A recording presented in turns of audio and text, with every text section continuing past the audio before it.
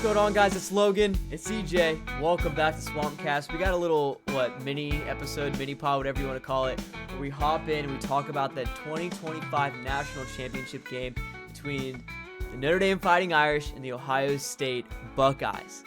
EJ, Buckeyes take it 34-23. I think we both, didn't we both pick Notre Dame to cover the 8.5? And obviously it didn't happen. They had it. They literally had it for I don't know how long. And then all of a sudden, Ohio State hits the big pass to Jeremiah Smith, and they go for the field goal and get it. And then they literally win right over 8.5 points. So annoying. So that's why if you bet on this game, I'm so sorry. But EJ, tell me about your experience with this game, man. Your expectations coming in. Let's hear it. Yo, I hope everyone's doing all right this week. It's kind of it was a weird to see this game played so late. You know what I mean? Like January 20th is the middle of the NFL playoffs. It was MLK Day, Inauguration Day. I feel like it was so much going on. And then it was like, oh crap, the game's on. We got to go watch it. So it went about as expected, which was kind of the sad part. I think Notre Dame, I was a little disappointed in their defensive game plan going into this game. You and I talked about before was, the Ohio State quarterback has a tendency to struggle reading zone coverages. Ohio State likes to throw a lot of out routes, a lot of corner routes, corner post routes, and the receivers are much faster than your DBs usually. And if they're throwing it up and it's one-on-one coverage, number one, your DB is not going to win that battle. And number two, it's either they're going to be left in the dust and be 6, 7, 8 yards behind the receiver, and it's an easy completion. Our boy started 15 out of 15 passes, which is there's no way you can win a game like that. The other, I think, the difference in the game and the reason why it was so lopsided was three things. Number one, the defensive game plan was very disappointing. We didn't see any zone. Number two, Notre Dame was not able to run the ball at all. And they got out of the running game because they got down by so many points, which is a strategy that Ohio State did. And number three, we talked about this last week, the middle eight. People don't realize how important this particular period of time is. It's last 4 minutes of the first half, first 4 minutes of the second half. People usually like to win that, so they will defer the opening kickoff, and they'll want to receive the ball in the second half. That means if you play your cards right, you can have the ball last to end the first half, and you get it to start the second half, which is exactly how it played out. And guess what happened? 14 points for Ohio State without Notre Dame really even having the chance to drive the ball. So that was pretty much, and how many points did you win by? 11. So that was pretty much the difference in the game. Just really a weird game to see, kind of like it's almost like, I feel like if you're a Notre Dame fan, you're kind of like, you're driving into a wall at 80 miles an hour. And it's like, well, we're definitely going to hit that wall if we don't mash the brakes. And then you start to slow down, and then the brakes stop working. So that's pretty much what happened. What do you think? You brought up a great point. You look at, Will Howard, like you said, what was he? You said he's 15 of 15. It's insane. In a national championship game. His first 15 passes, yeah. Unreal, right? And these really methodical drives that Ohio State was going on. And then you got a guy like Riley Leonard, who I think started out 5 of 10, 50%. Yeah. So you got 100% and 50%. Who do you think is going to be up? Probably the 100% guy. And yeah, you mentioned it. Ohio State played keep away ball in this first half, man. It was actually insane. Notre Dame Notre Dame had to take advantage of the ball in their hands, and they didn't. That second drive after what Ohio State scored the first time, and it was Notre Dame ball again. Remember they had the 2 penalties in a row? The whole night they only had 3 penalties, and they had 2 on this drive, and that Yep. shifted the momentum so bad. It was like what, 3rd and 20, something insane, and 30 26 even. I forgot what it was, and they couldn't get anything going. Punted it back. Ohio State goes down the field. And it was really interesting, EJ. I expected more explosive plays from Ohio State, but it wasn't. It was like these little 5-yard plays, these 4-yard plays. Slowly, there was like, I think, an 18-play drive. Like, I looked at my dad. I'm like, dude, it's already second quarter. I'm like, what? This is like the weirdest game ever. It felt like it reminded me of what was it, the Florida game we played? It might have been Georgia Southern. No, we played a team way back when we had Muschamp, and we had the ball for like 15 minutes. It was insane, and I remember going like, "What's going on?" And that's what this was. Is Ohio State played that keep away game? You know what I mean? From Notre Dame, and then when Notre Dame didn't create penalties, what do? They try to run the ball. If you look at the stats for Jeremiah Love, in my opinion, one of the best running backs in college football, this dude had not even a yard to carry. He was 4 carries for 3 yards. That's 0.75, 0.8 yards a carry. So think about it. You're handing the ball off. It's, 2nd and 10. You have an incomplete pass. It's already 3rd and 10. So you're already in a 3rd and long situation, which Notre Dame is not built for that. Their offense is not built for that. Their offense is built for what Ohio State did, right? Kind of grind out these 5-yard carries, right? Grind out these quick passes and kind of work your way down the field. And Ohio State played they out Notre Dame. That's what happened in this game. Yes. Another stat, EJ, that I'm sure you want to talk about is the fact that Ohio State rushed the ball for 214 while Notre Dame did for 53. If you would have showed me that stat coming into this game, I would have said, you know what?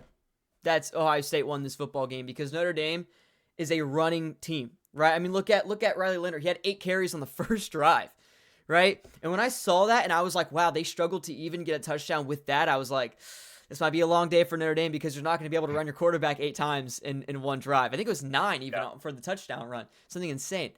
So I kind of knew from the get-go it's going to be a little bit of a long night for Notre Dame. You also brought up the Notre Dame defensive game plan, and we talked about this, EJ, last week. I was like, I'm a little worried about how much man-to-man they play against Jeremiah Love. And they play man-to-man most of the night. And whenever they would go to play zone, EJ, they didn't play like Texas. They played really like this big buffer, but it's like a 9-yard buffer between the defensive back and the wide receiver. So Ohio State was hitting these quick little curl routes, these quick little slants, these drags, whatever it is, instead of making Will Howard drop back and actually read the field. So if you look at Will Howard, how many sacks did the Notre Dame defense have? Not a lot. Did they even? What do they have? I don't know if you know the stat on that, but I don't know. But I just remember going, well, they don't have to worry about sacks because the ball's coming out of his hands so fast and so quickly. So yeah, really bad game plan. What they should have done is what Texas did, right?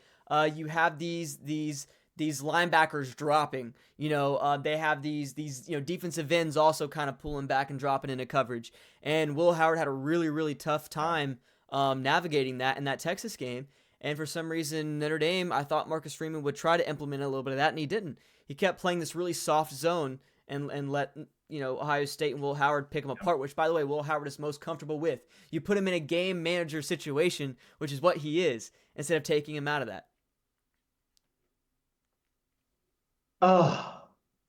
It started off so wonderfully for Notre Dame. I'm like, man, a 10-minute drive, 18 plays, you wore your quarterback out, but I'm like, man, now if the Notre Dame defense can come out here and get a stop, man, we could be onto something. But no innovation on the defensive side of the ball to disguise coverages. Texas, their defense. See, the difference between this game and Notre Dame.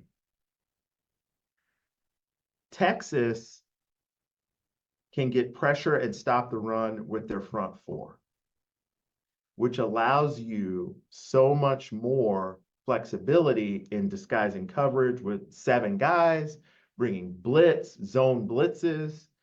And you also have the Thorpe Award winner DB back there. I forgot the guy's name, but he's really good. So Bracket, Jeremiah Smith, he had like 1 catch for 3 yards. Notre Dame comes in here. Well, we're going to play what got us here.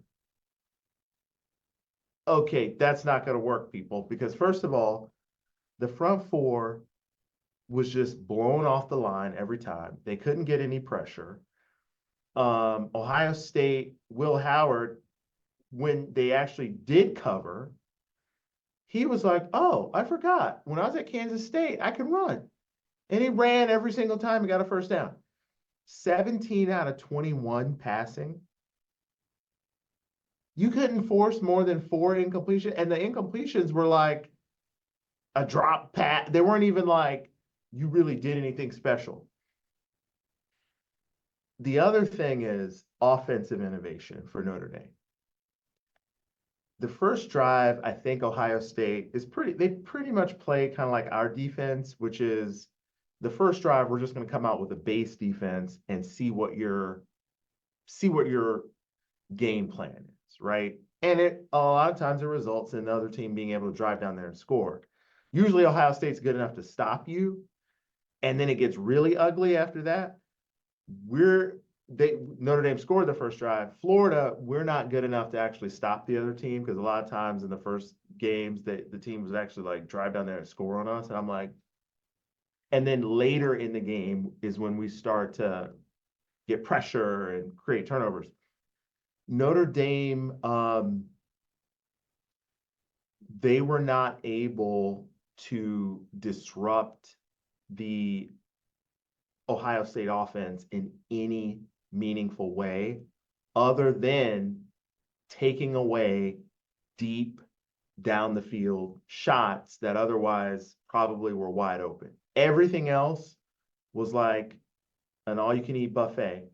And then when Notre Dame got the ball, I'm like, okay, you can't hand it to Love. Well, put him in the freaking Wildcat. Run him up the middle. I could guarantee you Jeremiah Love in like a wild Irish, I don't even know what you call it, Lucky Charms formation.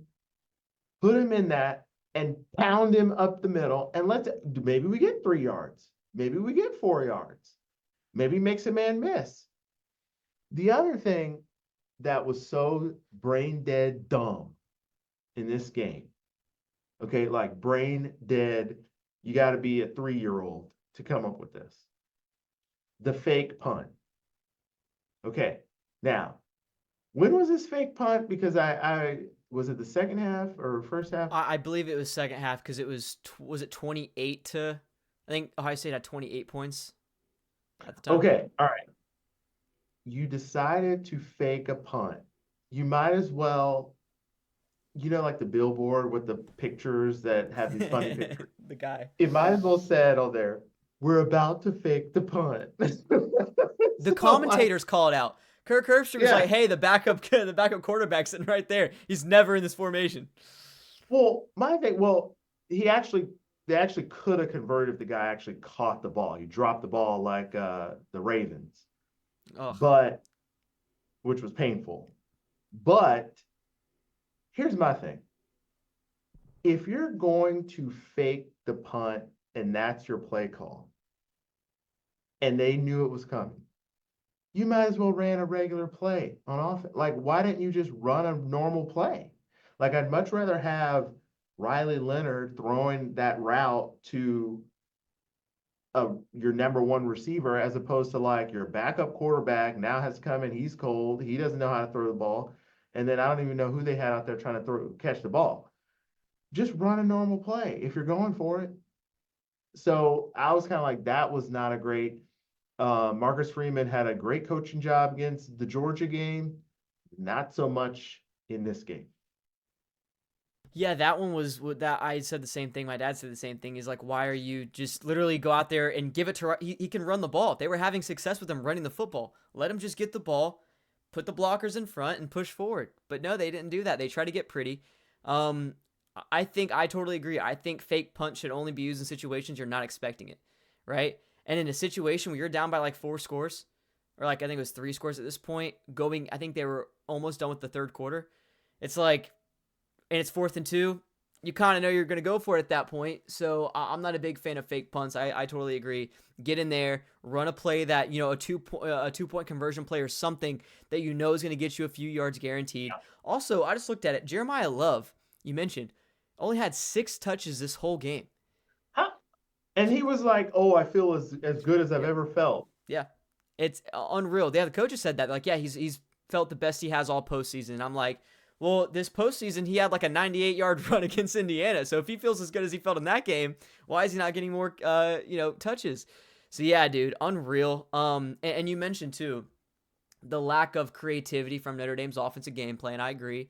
And also, there's a couple things I want to hit. Number one, because we're on this topic, Notre Dame gained success late in the game when they took shots down the field.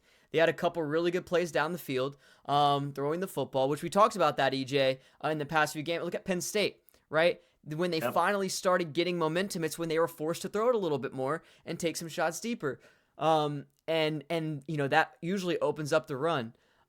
So why they didn't try to do that earlier on, I don't know. You could tell Ohio State was taking away that. But yeah, I thought that was really interesting, EJ. I don't know if you have anything to say on that.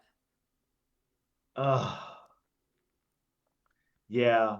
Wait, when did that happen again? The deep Uh, shots?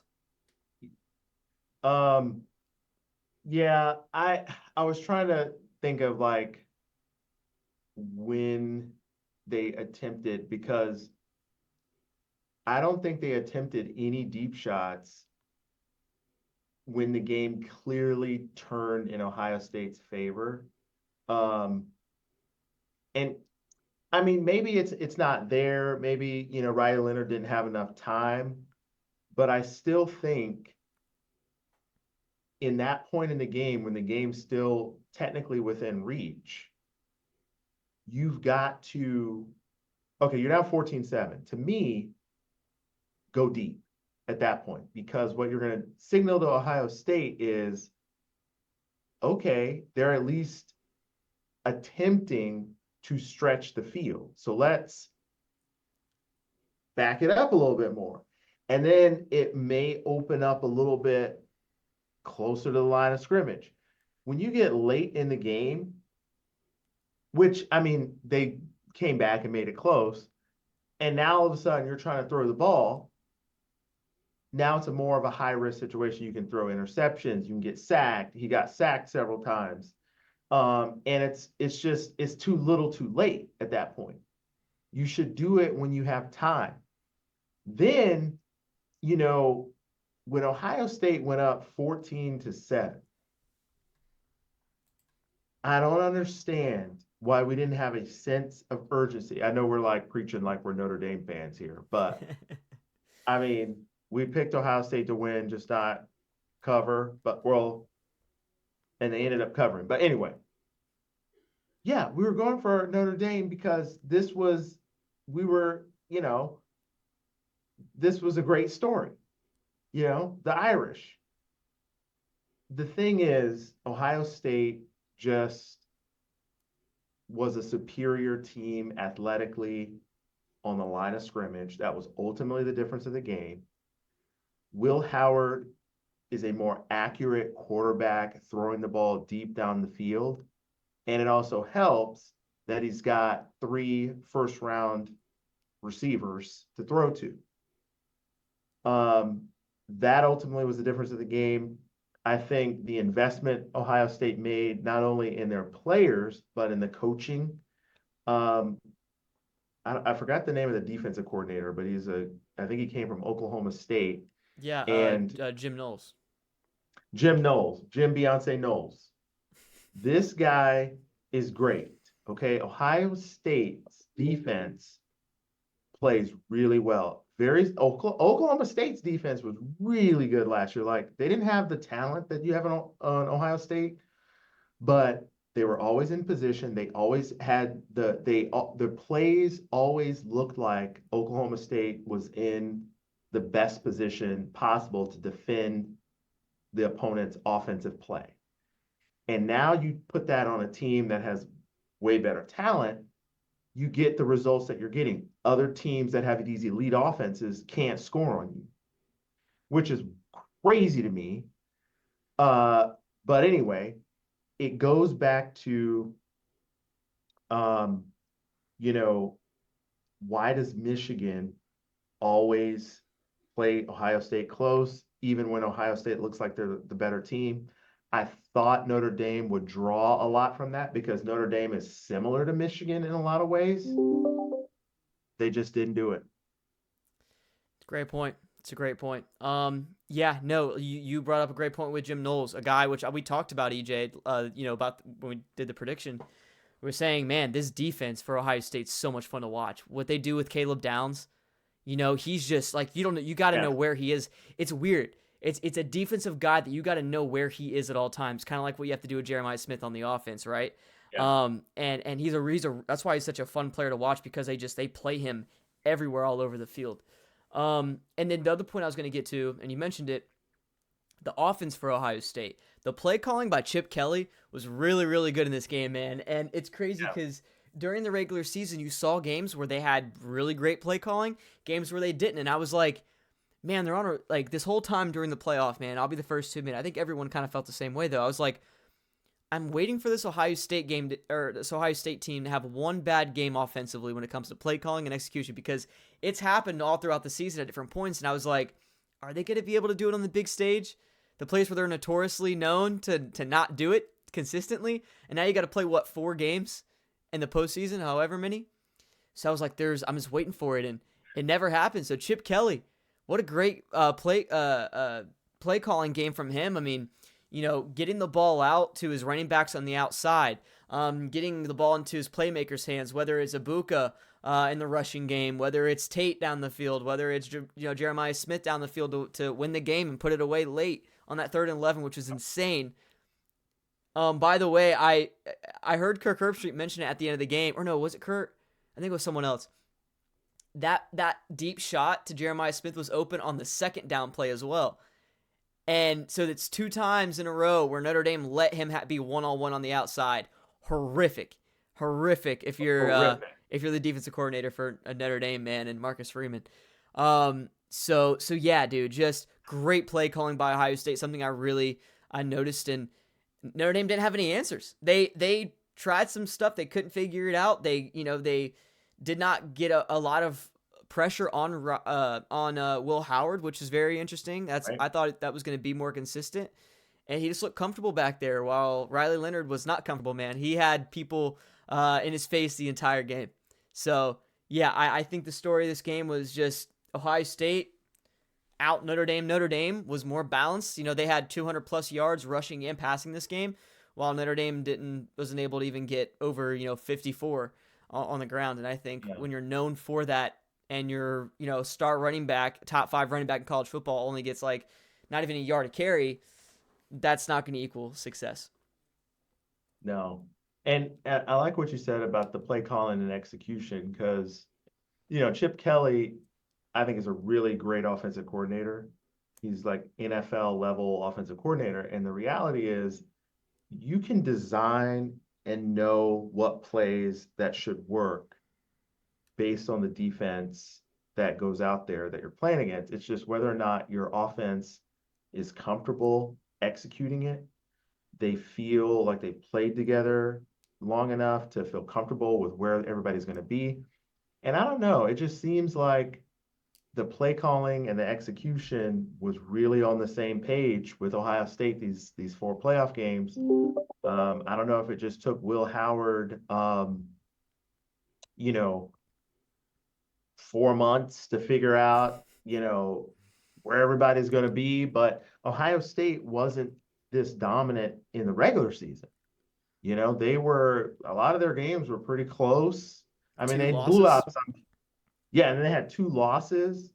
And that's also what I kind of wanted to talk about in the next phase or the next segment, which is I saw a lot of posts saying, well, of course, Ohio State fans are going to say this, but I wanted to get your thoughts on like, or maybe I could share first. Um, People saying, oh, this is one of the greatest national championship teams of all time. Ohio State should be in the top three. You know why? Because look at who they beat.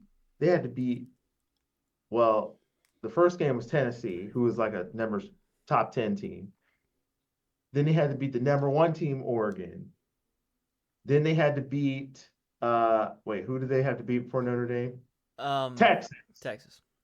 who was like number two, or no, number four. And then they had to beat Notre Dame. So, yeah, we're the best team of all time. Here's my thing. And I was texting you this. Yeah, okay, yeah, but let's move into this segment. That's kind of our wrap though on the game. So Ohio State fans, stay around if you want to listen to us talk about this. Ohio State fans, yes. And we probably, didn't say enough good things about Ohio State, because they did win the game. Great But team. They're a great team.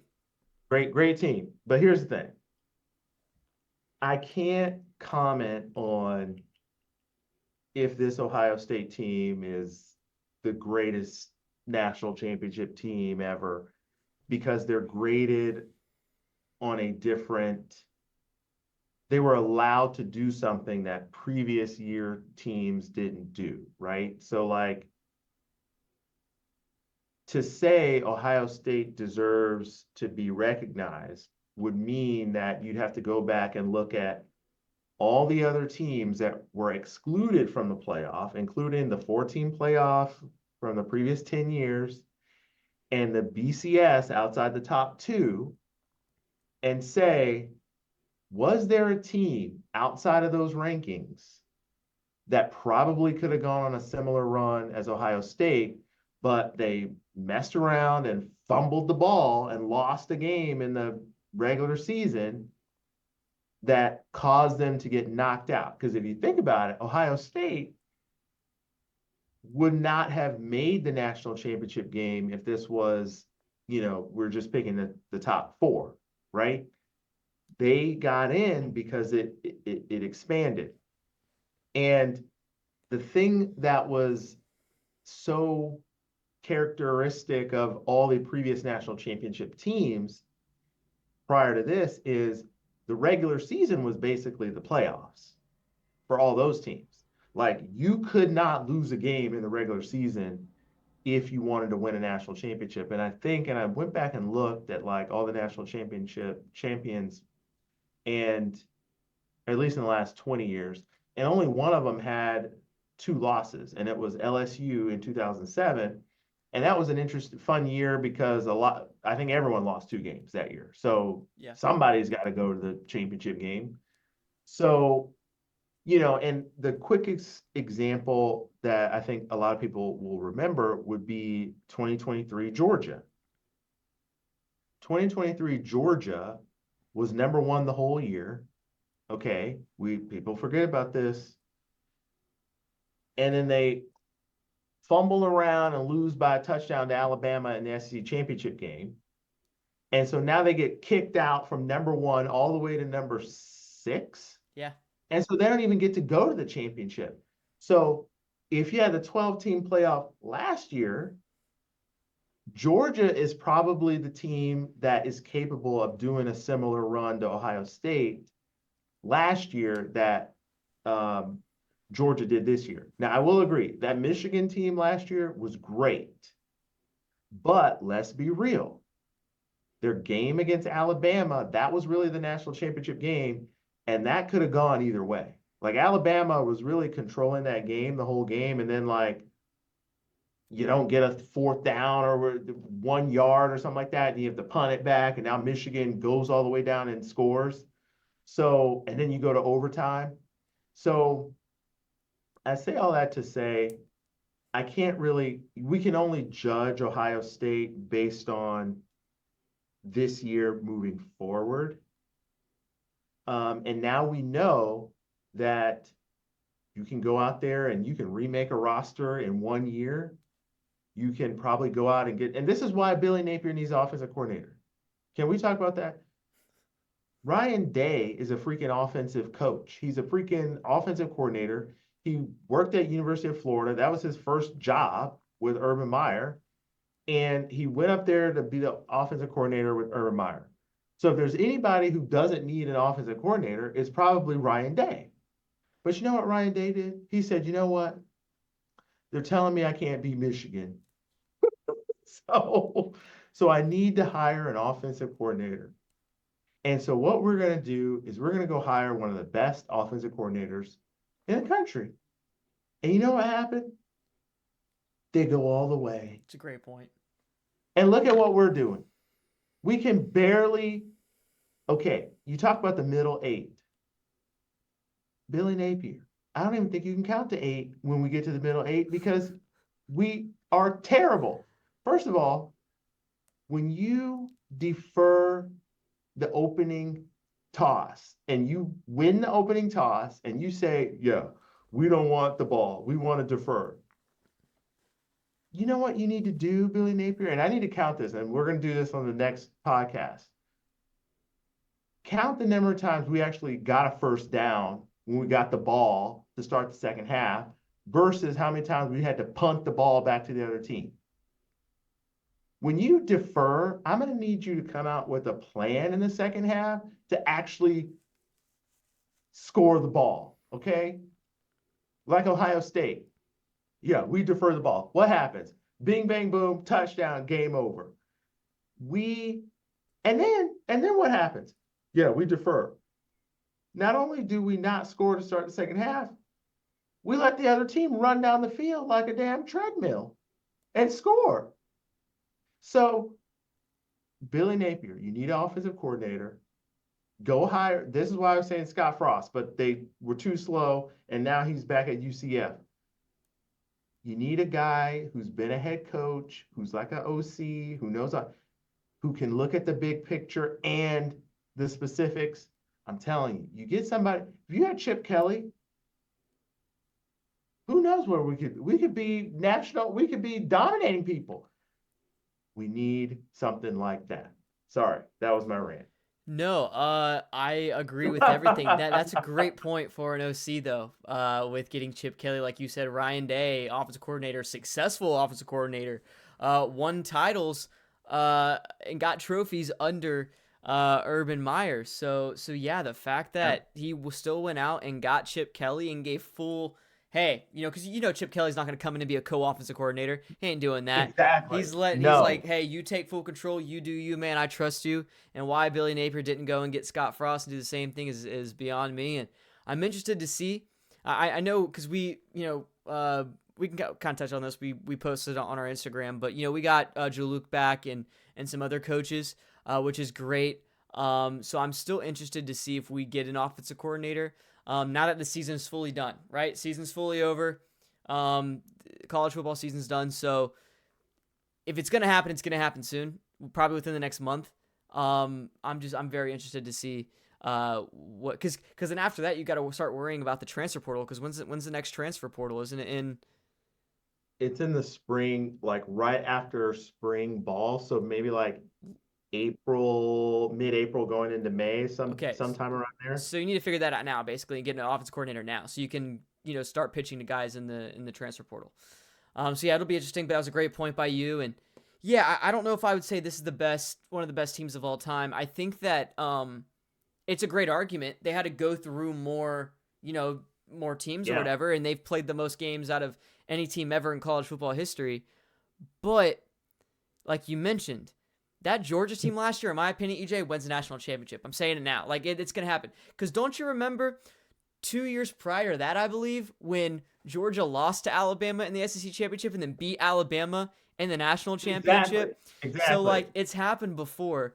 By the way, those 2 games made me a lot of money. It was great. But yeah, like, it's really fascinating to see that argument, considering it's happened. And by the way, Georgia was pulled behind FSU last year, which was insane in that final Oh, polling, I believe. So yeah, super interesting. That's why I think a 6 team, I still stand beside that, is the best layout in my opinion, with no auto bids, because this national championship would have still happened probably. And last year Georgia would have got in and FSU would have got in, and people wouldn't be complaining. So I'm just saying, I think me and EJ, both of our stances still hold true to what it should be. That's a whole other story. We have a whole video on that if you guys want to go check that out on the YouTube. But yeah, man. So I really do like this team, but I don't think it's anywhere near 2019 LSU. I don't think it's anywhere near 2022 Georgia. I don't think it's anywhere near the early 2000s Miami, or the yeah. '08 Florida Gators, or even the Alabamas in recent memory. So yeah, I mean, you put this team up against 2023 Michigan, I think that's a really fun matchup. But Ooh. you know what I mean? I think that's a good representation. Those are two great teams that are solid, but there's another tier, I think, of like the really legendary teams above that. But like EJ was saying, we've been pretty critical, but I'm really happy for this Ohio State team. They are a good football team. They have a bunch of future NFL stars. I think this is a roster we're going to look back at and go, oh my God, there's like 5 guys that were on this offense that are starting in the NFL, and all over the place. Well, you have 2 NFL running backs, you got 3 receivers. It's insane what you Yeah. have there on this Ohio State roster, and we're not even talking about the defense. The defense is loaded. That's what happens when you spend $20 million on your roster. You're going to get a lot of big guys back there. So yeah, this Ohio State team is a very good football team, and they deserve it. That run that they had is generational. Honestly, you're not going to see another run like that. A team that was so low after losing to their rival in Michigan, what, for the 4th year in a row, seniors that never beat Michigan, that never got to beat Michigan, are leaving, and that's got to hurt them, man, for the rest of their lives. But then they make it in the playoff. They destroy, in my opinion, overrated Tennessee team, but they get a big win against them. They go off. Jeremiah Smith emerges to the world, and then you go on this crazy 3-game stretch, and you make it to the end and win the national championship. So yeah, a great season for Ohio State. A lot of ups and downs, and even though the story of Notre Dame would have been cool, the story of Ryan Day, not even 2 months ago, people calling for his job and then winning the national championship, is insane, looking back on it. Yeah, I'm like, Ohio State fans, comment down below. Should we fire Ryan Day? And the one thing, I completely agree with everything you said, and I'll say this. I think and you're the one that mentioned this to me, which is why I'm saying this. If there's one thing Ohio State has done that I think they have, not only have they proven on the field, but in the back office, Ohio State embraced the new era of college football, and they did it right. And people will say, well, they spent $20 million on the roster. Well, when I went back and looked, a lot of teams spent $20 million on the roster. Oregon, they got the Phil Knight Nike money, and they didn't go anywhere. They didn't do anything with it. Well, they won the Pac-12 or the Big Ten, but they got destroyed. Then Notre Dame spent a lot of money. Uh, Ole Texas Miss, look at A&M. Texas A&M. All these teams spent all this money, but Ohio State put it together, and they built a team that is pretty much unstoppable. Now, you see how you have to set your team up. You got to have a decent quarterback. You have to have good offensive, defensive line. We have to have a good enough quarterback. And this was also another interesting stat. So every year when I'm like, okay, national champion, who's going to win? I always look at the quarterback and say, has that player been in the system for at least 2 years? Like, is this that person's second year at the program? And in the previous, you can go back, I don't even know, 15 years. There has never been a first-year quarterback at that team winning the championship. The quarterback has always at least been at the school, at least. Like he might have been a backup, but has always at least been on the school at least 1 year and then became the starter and won it. This was the first year, and you were almost guaranteed with Leonard and Howard both being their first year at their teams, a team winning the championship with a quarterback that had not been on the roster for at least a full year, developing relationships with players, etc. So that's something interesting. But anyway, they build a team with a defense that can get after you and sack the quarterback and stop the run. That's important because when you think about how explosive their offense is, when they score a lot of points, your offense is immediately in panic mode. You throw out your playbook. Now you have to throw it. Guess what happens? That pass rush comes in handy. That blitzing off the edge, that Caleb Downs, where is this guy? He's an All-American NFL prospect, but interception. He just intercepted the ball. We had no idea he was over there. It's a great defensive performance. And Ryan Day, he needs a lot of credit. He set this team up better than anybody else for success. He had the magic formula. Now they're saying they're going to do it again. Who knows? And I think we probably are going to have to do our preseason top 10 at some point. Oh yeah, we'll be doing that in the coming weeks. But you brought up a really good point. So now it's like you don't even need to put the majority of your money into a quarterback, because is Will Howard even in your top 8 quarterbacks in college football right now? Probably not mine. That's what's really weird. But I mean, he's a good quarterback, but it's like you can get a Greg McElroy if you need to and just throw him back there and put these star-studded people around him, like Greg McElroy had when he won the national championship with Alabama. You got Julio Jones and all these people.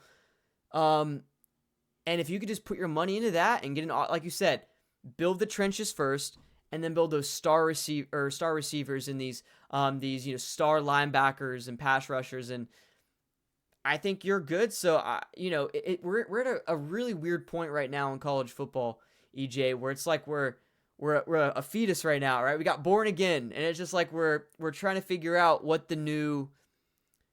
It's almost like we have a new variable in a math, equation, a mathematical equation, right? Where it's like, oh, now we got a new variable, so now all this gets wiped out. So what stays in the variable or in the equation? What we got to take out? What we got to change? So it's really really intriguing to see the state of college football, and no telling what next year's going to bring. When are we going to see 2 first year quarterbacks win a national championship at their new school in a row? I don't know. Think about all the quarterbacks leaving. We got Oregon losing theirs. You have Ohio State. You have a lot of teams that are losing their quarterback. Alabama, another school. Are they gonna? So it's really interesting to see the state of college football right now, and I just wanted to point that out on the fact that you don't even need an elite quarterback really anymore. Now, does it help? Yeah, if you have a DJ Lagway back there, if you have a insanely talented quarterback there, that's gonna help you immensely. But you still have to have those playmakers on the outside. You can't have him doing everything by himself, because once you get to that level and you're playing these big time teams in the playoff, which we saw this year, how important talent disparity can be with some of the games we saw. You're gonna see why you need to build a team full of depth, a team full of players around that star-studded guy. Now, that's another thing we talked about. Depth. How do you even build depth? I think a lot of it has to do with luck. Ohio State got lucky. Ohio State didn't have any major injuries. They did get beat up on the offensive line a little bit, but they didn't have any star-studded guys go out. Notre Dame's over here. They have the flu. They're all injured. Guys on crutches on the sideline. Literally, every team in the playoff was injured, man. Ohio State got lucky, and I'm not taking away from Ohio State, because that's part. Look at the NFL. Same thing happens in the NFL, right? In the playoff, you got to keep your guys. You got to keep your guys safe and injury free. Look at the Lions. Lions are a great example of that. I think they had 14 guys on IR, something insane. I'm like, God. Yeah, their defense is cooked. Yeah. So you can and more guys got hurt in that game. So it's just like you can't you got to get lucky with injuries as well. And Ohio State, everything went for him this year except for beating Michigan, man. And I know that they want that more than anything, but you guys have a national championship to keep this momentum going. And now that people believe in Ryan Day and he has people around him believing in him, he can become unstoppable. He can become a Kirby Smart. He really can, because someone brought up a really good point, EJ. Kirby Smart wasn't able to win a national championship for a while. He got in 2017. He made the national championship, or 2016. Made the national championship a couple times, lost, and then finally started winning it as of late. But there was a period there where Georgia did not win, and I didn't even think about that until someone brought it up. I'm like, oh my God, you're right. So we'll see what happens with Ryan Day. He could become that new Kirby Smart of every year being in that contention. Well, that's a fascinating point, because I think, like, now you're at a point, like, even when Kirby started, it was about recruiting and building up to where you basically have no weaknesses on your team. And when you see teams that win national championships, they don't really have any weaknesses, people. Okay? They don't have an offensive line that can't block. They don't have a defensive line that can't get pressure and stop the run. They don't have cornerbacks that get crisscrossed and can't cover. They don't really have any weaknesses. And so Kirby Smart, I think, learned from Nick Saban that that's the ultimate strategy. We have to build this team to where every single position group is the best in the country. And so he was still in that recruit and development phase. And so that did take him about 4 to 5 years. But here's the interesting thing. That's gone now. That's gone now. You still recruit and you still maybe develop players, but the years of you hoarding the top talent and them now being incapable of leaving and going to, Quinshawn Judkins, your running back, Caleb Downs, your defensive, Richard Sherman, going over there to Alabama, or from Alabama to Ohio State. The days of you hoarding and keeping all that talent and then just being so dominant that no one else can touch you are gone. Because now, with the transfer portal, these players can just pop, lock, and drop it, and now you have to really rely on, like you said, the injuries. Okay, well, do we have a freshman that can come in and do anything? Because our 3 and 4 deep are gone. It's all about our 1 and 2 deep now. Yep. And Ohio State did get lucky, and everyone has to get lucky, just like you said, and avoid catastrophic injuries to the point to where it doesn't affect them being able to win some of these games. The whole team was freaking injured. So, and then what happened? We got destroyed against Texas. And maybe there's a silver lining, like you find that people, you give them a chance that you otherwise wouldn't have, and you find out that they're actually really good. So I think that happened. But next year, if we're going to have a big year, we can't get injured like that. That's why I think it was a big pickup getting that transfer quarterback. I think it was like the number 5 quarterback in the 2022 class. Yeah. I think. Yeah. So Harrison Bailey, I believe his name was. I think he came over from Ohio State. Did he come from? No, I know he was at UNLV. He went somewhere else and came to the Florida Gators. So having that backup to DJ Lagway, I was talking to a friend yesterday about it. I'm like, my biggest worry with DJ is, can he stay healthy, or is he going to be Anthony Richardson? Right. That's what I'm a little worried about. So if he can stay healthy, I think that's going to be huge and super important. Because I think we have depth in a lot of other places, and like running back room and everything like that. But I think with the quarterback position, that's key, because there's not that championship or playoff caliber quarterback under him that we have right now. Harrison Bailey, though, a very competent quarterback. So we'll see what happens. Going to be interesting. But you brought up a really good point of the game's changed. That's why Nick Saban left, because of NIL and how much of a joke it is. So yeah. Old ways are out, new ways are in, So it's gonna be interesting to see, for sure. But yeah, we'll be diving into all of the our projections and way too early top 25s and all of that in the upcoming weeks. They also announced the Gators. The spring game is going to be, I think, the 14th of April, which is going to be on Saturday at 1 p.m. So that's always going to be fun to watch, even though it's like, I think it's almost snowing in Gainesville. I know it's snowing in the Panhandle by Tallahassee, which is gnarly. But I don't think it's reached the Gainesville just yet. I think they canceled classes though for today or tomorrow because of the weather. It's so icy. And Doesn't it's surprise me. dude, it's insane, man. The amount of snow everywhere right now. It's snowing in the LSU stadium in Baton Rouge. It's like, what's happening? Yeah. It's insane. Um, but and it's cold here. But yeah, EJ, anything else that you want to talk about, touch on real quick for Gator Nation and everyone out there?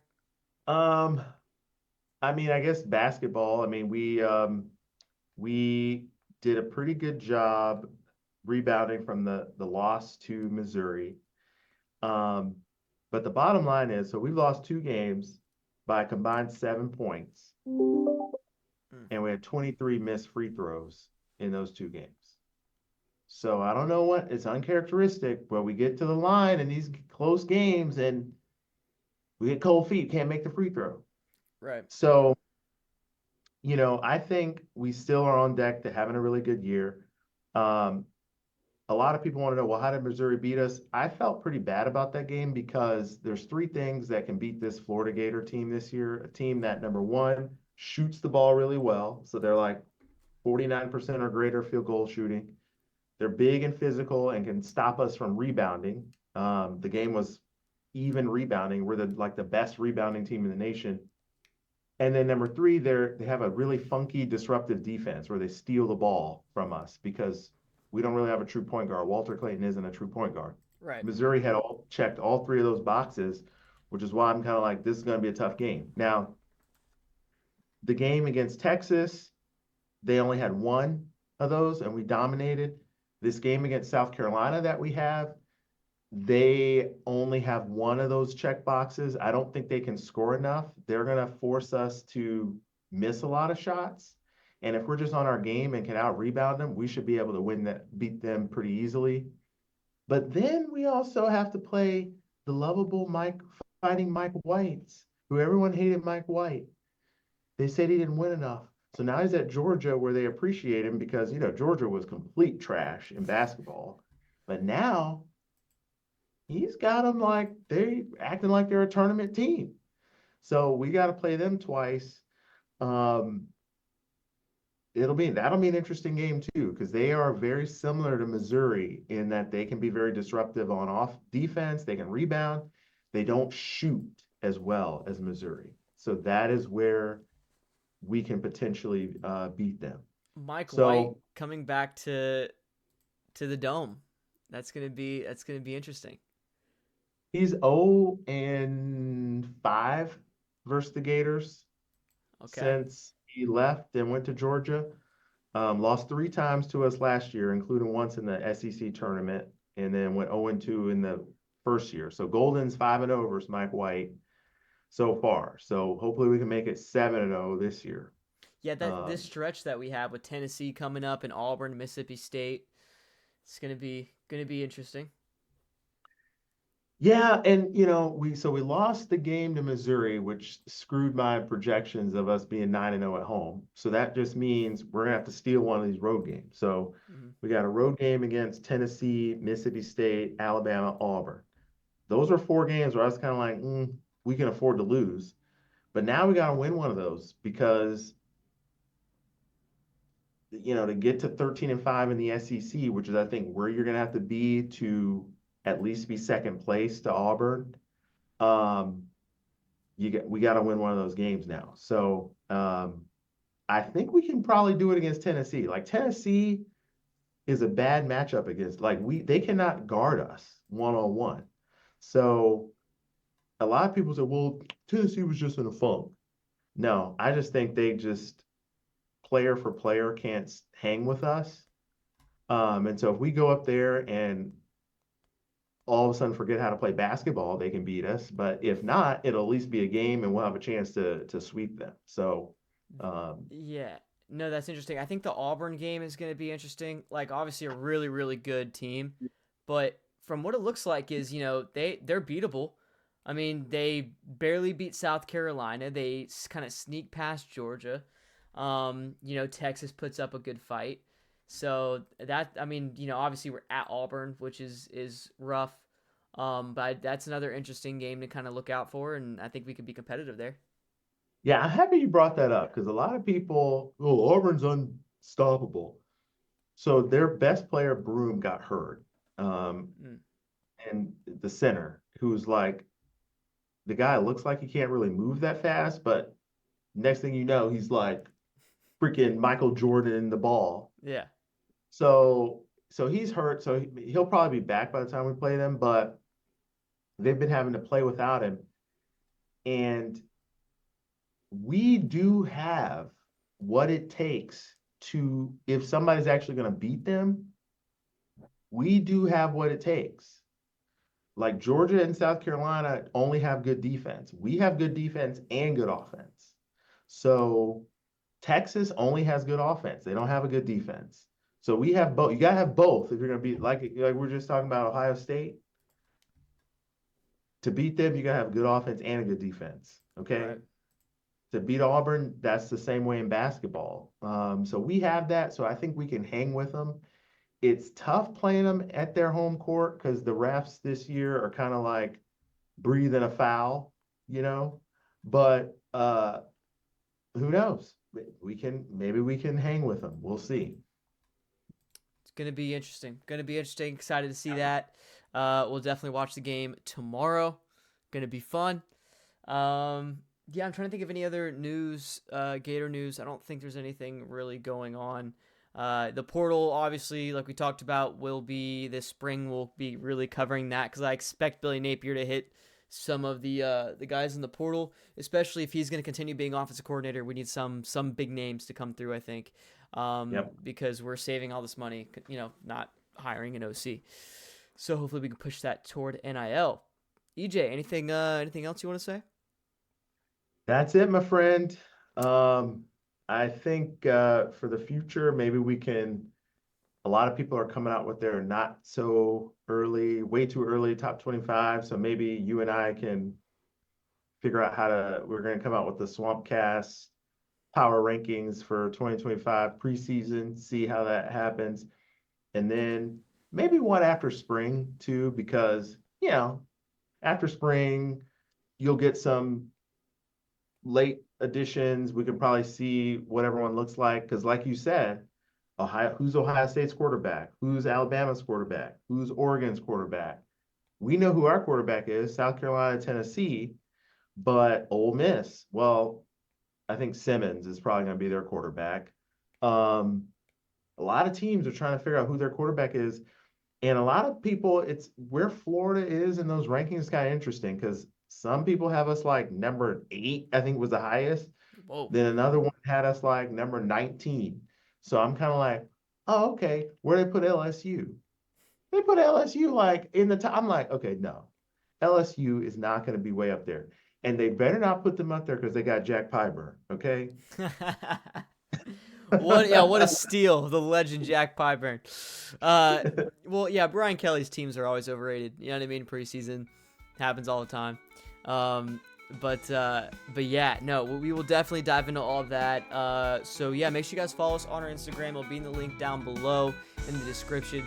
And we'll keep you updated on any schedule changes and what we got going on in our stories moving forward. Yep. But we appreciate you guys. Anything you guys want us to talk about, let us know. Any lists or any rankings, whatever it is, you guys let us know. We'll do it, and we'll compare. We'll talk about it, have some fun with it. But yeah, we appreciate y'all. Everyone stay safe. We'll see you soon.